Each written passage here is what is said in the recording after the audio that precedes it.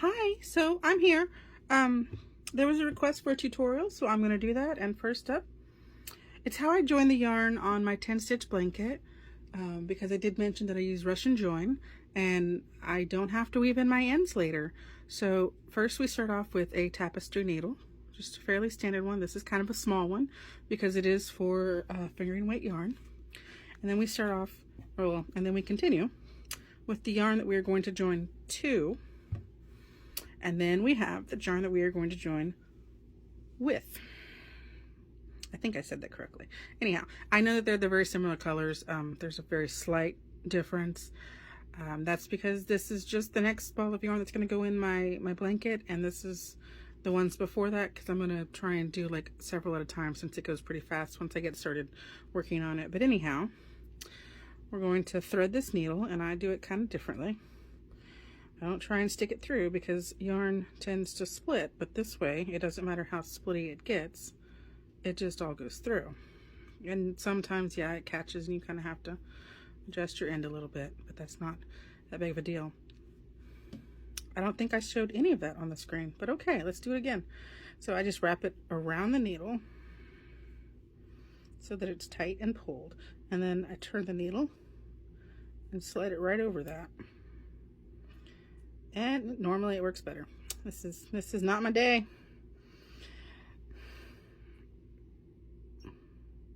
But I do find that this way I can use a smaller needle to get a better result than using a larger needle, because I can just roll that through the eye of the needle rather than trying to push the end through. So then I'm going to lay the needle back along the yarn, and then I'm going to split the plies. This works best with like wool, not so much with the smoother yarns, the slippery ones. And I'm just splitting down the length of the plies.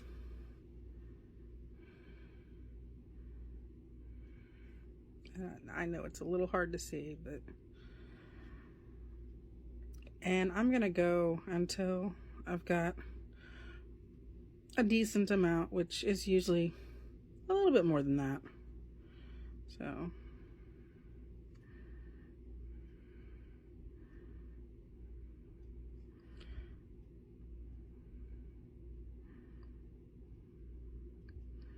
that's about right. And then I'm going to push all this up. With one hand, I'm going to hold this because I don't want it going through. And then the other finger is going to push the end of it off and pull that end through the yarn. And it kind of got lost in there. I don't normally like for it to do that, but it is what it is. So now we have this bulky bit of yarn right here, and we have the loop. And normally there would be another end coming out here, which maybe I can find it later. Or maybe it just hides itself. So on the next bit of yarn, I'm going to do the same thing.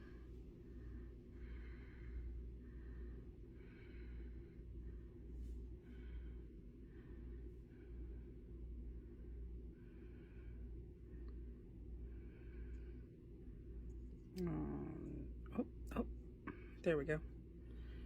It's wanting to fight it a little bit, but nope. We shall persevere and we shall win. So before I lay my needle back down the length of the yarn, I'm going to go through, there we go, through this loop and have it on the other yarn.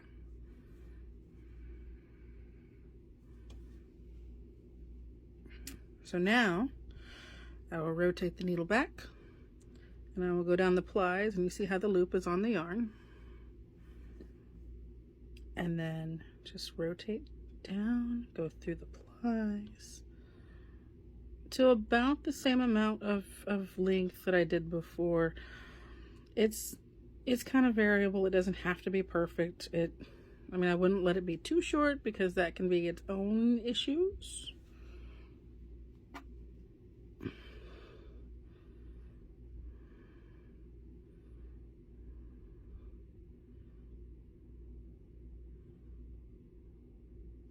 And sometimes if you bulk up, if you like squeeze the yarn together, like You can see a little bit more between the plies. Sometimes it doesn't work that well. You kind of have to like play with your yarn a little bit.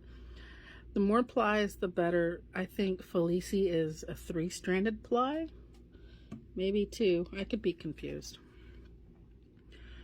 But you just want to kind of get between the plies on a somewhat inconsistent basis, actually. And that looks pretty good. So again, we've got this looped, and we're going to pull off, and we're going to hold this a little tight.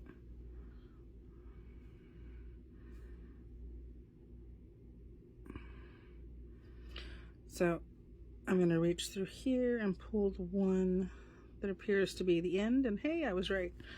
Sometimes that's a guess. So now we just pull the ends.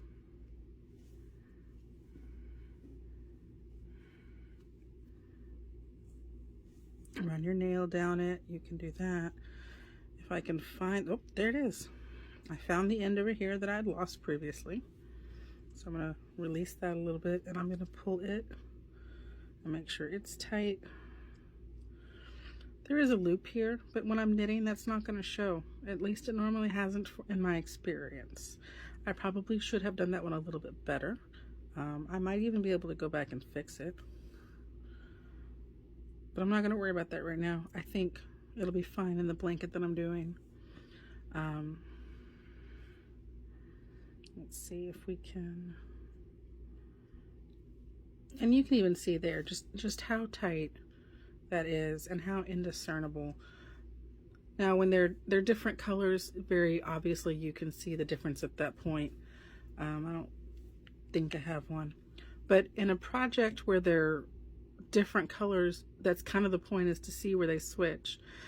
And this one, they're a little bit bulkier here at the join, but that doesn't show up very much in your project. So all I would do now is trim this little bit and then continue on knitting and knit right over it. I would also trim this little bit, a tiny bit. Might even pull it out a little to trim it more cleanly. But yeah, that is how I do the Russian join. Anyhow, I hope to see you next week. Have a great and wonderful day. Bye, guys.